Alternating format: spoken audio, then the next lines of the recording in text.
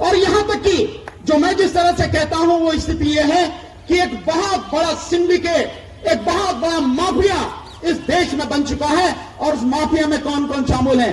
Number एक, इस देश की सरकार शामिल है, इस देश के नौकरशाह वो शामिल है, इस देश के पूंजीपति शामिल हैं, इस देश का मीडिया जो पूंजीपतियों ने खरीद लिया है वो शामिल है, और इस देश में मनुवादी मानसिकता के लोग शामिल हैं, और इन सब के साथ में इस देश की अदालतें शामिल हैं। ये 16 तारीख को यानी आज 16 तारीख को जंतर मंतर पर एसडीपीआई की एक विशाल मीटिंग में, जिसमें एसडीपीआई के राष्ट्रीय उपाध्यक्ष मोहम्मद शमी साहब भी मौजूद थे सर, जिसमें एसडीपीआई के राष्ट्रीय उपाध्यक्ष मोहम्मद शफी साहब भी मौजूद थे, भानु प्रताप सिंह भी मौजूद थे, और मौजूद थे ओबेदुल्ला खान आजमी,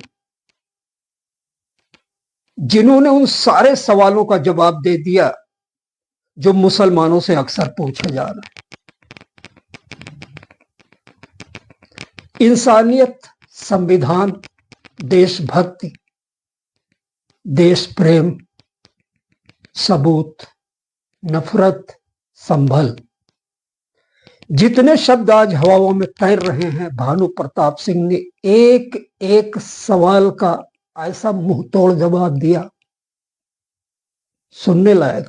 और सुनने लायक है कि कद्दावर शहर एसडीपीआई के राष्ट्रीय उपाध्यक्ष मोहम्मद शफी साहब ने आखिर कहा क्या।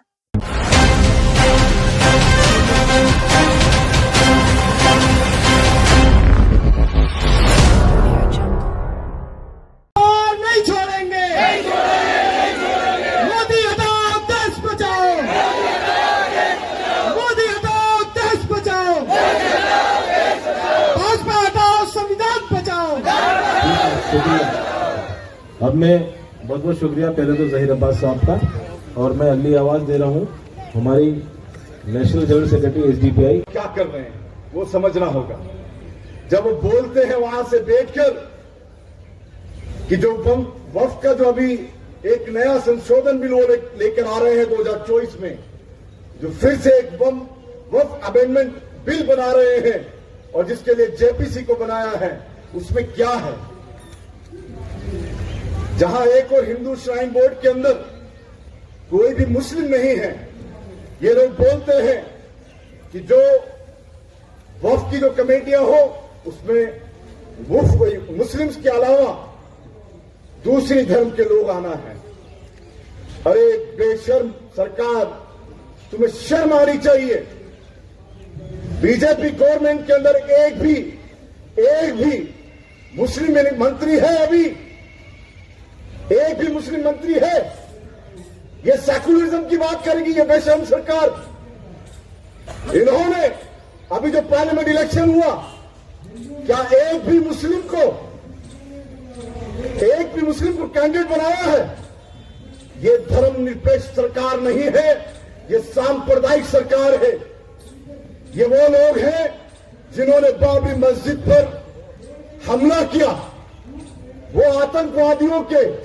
उन आतंकवादियों के सरगना है जो यहां पहुंच गए हैं, जिन्होंने हमला किया।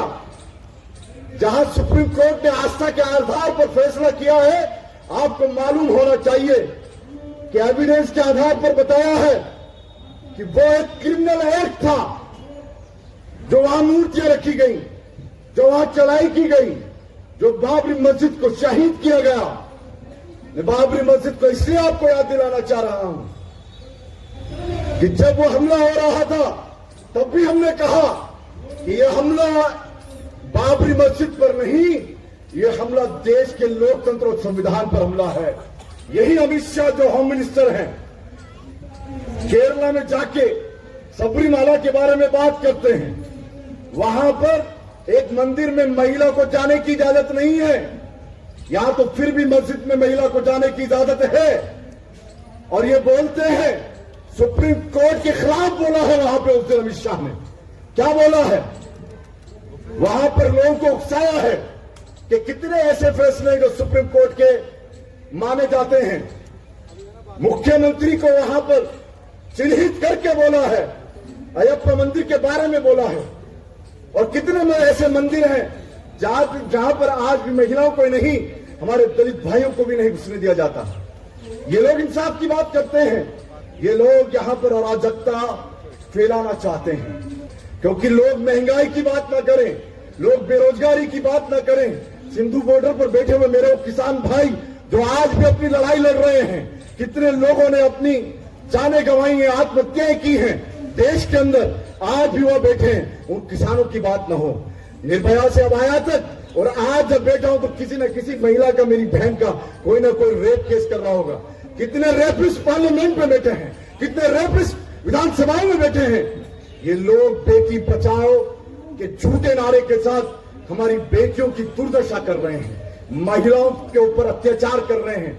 ये तमाम बातें जो महंगाई है, बेरोजगारी है, शिक्षा है, वो लोगों के सामने ना आ जाए, इसलिए ये एक लगातार टारगेट करके मुसलमानों को टारगेट कर रहे हैं।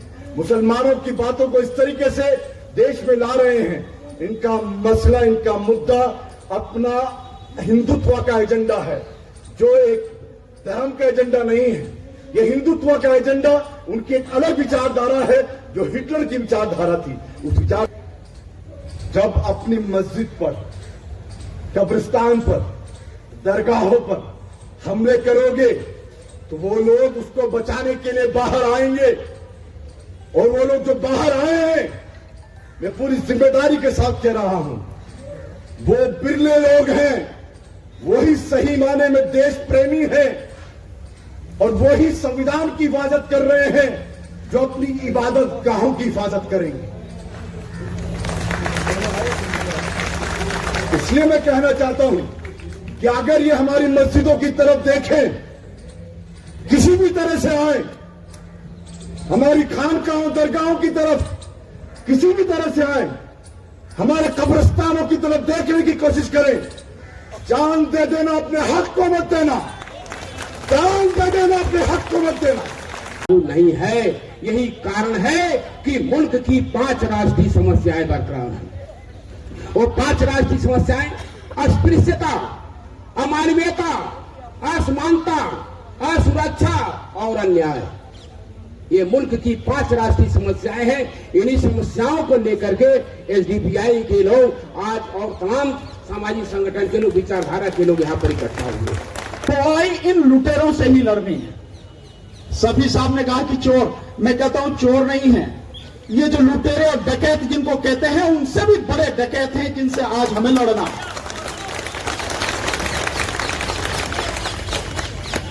और कितने झूठे और मक्कार हैं, इसका अंदाजा सिर्फ इस बात से लगाएं आप कि परसों संसद में इस देश के, ये यूं कहो कि दुनिया के सबसे झूठे व्यक्ति, जो दुर्भाग्य से भारत का प्रधानमंत्री है, उसने 1.5-2 घंटे बोला। और उसने क्या बोला? 11-12 संकल्प उसने गिनाए, पर एक संकल्प जिससे शुरुआत उसने की, मैं उसके विषय में बताता हूं। उसने कहा कि भ्रष्टाचार के विषय में, करप्शन के विषय में जीरो टॉलरेंस, यानी कोई उसके विषय में बर्दाश्त नहीं किया जाएगा। हां, बर्दाश्त नहीं किया जाएगा कि कोई भ्रष्टाचार के विषय में बोले और मोदी को कोई भ्रष्टाचारी कहे, यह बर्दाश्त नहीं किया जाएगा। मतलब वो व्यक्ति इस बात को कह रहा है जो छटा हुआ बेईमान और भ्रष्टाचारी है। वो व्यक्ति भ्रष्टाचार पे जीरो टॉलरेंस की बात कर रहा है, जिसने इलेक्टोरल बॉन्ड के माध्यम से ईडी और सीबीआई और इनकम टैक्स डिपार्टमेंट के माध्यम से चंदा दो और धंधा लो लेकर इस देश को लूटा है, वो व्यक्ति भ्रष्टाचार की बात कर रहा है। जीरो। जहां तक आप वक्त कानून में संशोधन की बात है, मेरा मोदी से एक बात कहना, हालांकि वो बेशर्म व्यक्ति है, उससे कुछ भी कहने का कोई अर्थ नहीं है, पर फिर भी अगर उसे वाकई में जो है मतलब ये संशोधन करने की, बदलाव करने की बड़ी एक इच्छा है, बड़ा लालायित रहता है वो। कभी जो मुस्लिम समाज का जो कानून है, वो महिलाओं के ऊपर जो कानून था, 3 शादियों के ऊपर जो कानून था, वो जो तीन, उसको जो अगर आपको वाकई में कानून में संशोधन करने हैं तो एक कानून ऐसा बनाओ कि इस देश का प्रधानमंत्री अगर एक शब्द भी झूठ बोले उसे फांसी पर लटका दो। एक कानून ऐसा बनाओ ना, बनाओ ऐसा कानून। एक कानून आप ऐसा बनाओ कि जितने भी भ्रष्टाचारी हैं उनको सड़क पे खड़ा करके AK-47 में लेकर उड़ा दो। बनाओ ऐसा कानून अगर तुम्हें हिम्मत है तो। नहीं बनाएंगे, नहीं करेंगे, क्योंकि सारे लुटेरे हैं। पर मुस्लिम समाज से संबंधित कानून बनाएंगे, वक्त कानून में संशोधन करेंगे। और जो आपने कहा, केवल आपकी बात नहीं है संशोधन करके कि दूसरे धर्म का आना चाहिए, यह संविधान का खुला उल्लंघन है। जब संविधान कहता है कि हर धार्मिक समुदाय को, हर धर्म के लोगों को अपने धर्म को मानने, उसका प्रचार प्रसार करने का पूरा अधिकार है, उसको धार्मिक स्वतंत्रता है, यह मूल अधिकार है, तो आप कौन होते हैं कि वक्त कानून में संशोधन करके यह लाके कि इसमें दूसरे धर्म के भी लोग शामिल हों? इसको बंद करिए, यहां आंदोलन इस तरह से करने बंद कीजिए, यहां विरोध प्रदर्शन करना बंद कीजिए, इससे कुछ हासिल नहीं होगा। क्यों? ये नंबर 1 के निकम्मे हैं, इनकी कानों पर आपकी आवाज का कोई असर नहीं होता, कुछ नहीं होगा। इस सबसे होगा कैसे? हम लोगों को गांव गांव, गली गली, मोहल्ले, शहर जाके लोगों को तैयार करना है जन आंदोलन के लिए, और जन आंदोलन खड़ा करना है, तभी कुछ बदलेगा, नहीं तो कुछ बदलने वाला नहीं है। आज देश में जो स्थिति है, मेरे ज्ञान और अनुभव के हिसाब से वो स्थिति यह है कि किसी भी संस्था से आपको कोई न्याय मिलने वाला नहीं है। कोई संस्था आपके लिए कुछ करने वाली नहीं है, कोई आपकी बात सुनने वाली नहीं है। तमाम संवैधानिक संस्थाएं आज मोदी की गुलामी में डूब चुकी हैं, कुछ नहीं मिलने वाला आपको। और यहां तक कि जो मैं जिस तरह से कहता हूं वो स्थिति यह है कि एक बहुत बड़ा सिंडिकेट, एक बहुत बड़ा माफिया इस देश में बन चुका है। और उस माफिया में कौन कौन शामिल है? नंबर 1, इस देश की सरकार शामिल है, इस देश के नौकरशाह वो शामिल हैं, इस देश के पूंजीपति शामिल हैं, इस देश का मीडिया जो पूंजीपतियों ने खरीद लिया है वो शामिल है, और इस देश में मनुवादी मानसिकता के लोग शामिल हैं, और इन सब के साथ में इस देश की अदालतें शामिल हैं। ये सबका एक सिंडिकेट, एक माफिया बन चुका है। तो किसके पास जाओगे गुहार लगा के?